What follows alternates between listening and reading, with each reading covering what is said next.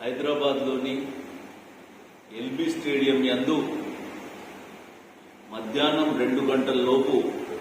మేమందరం అక్కడ చేరుకొని మా జాతీయ అధ్యక్షులైనటువంటి మల్లికార్జున్ ఖార్గే గారు పార్టీని పటిష్టపరిచి గ్రామ స్థాయి నుంచి నాయకత్వాలకి దిశానిర్దేశం చేయనున్నారు. దీనికి ప్రతి నియోజకవర్గంలోని గ్రామాధ్యక్షుడు, మండలాధ్యక్షుడు, మండల కార్యవర్గ సభ్యులు,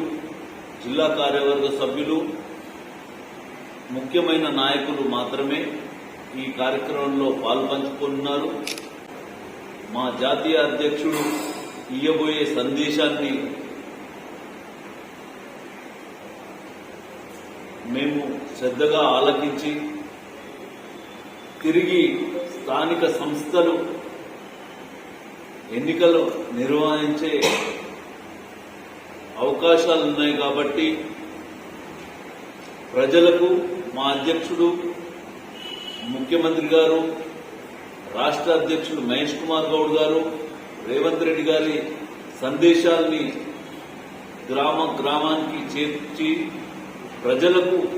ఈ దేశంలో జరిగిన అభివృద్ధిని, జరుగుతున్న అభివృద్ధిని,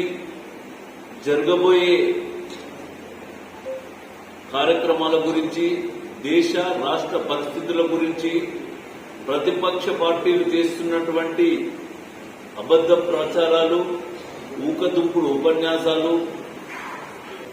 తీసుకుంటున్న చర్యల్లో భాగంగా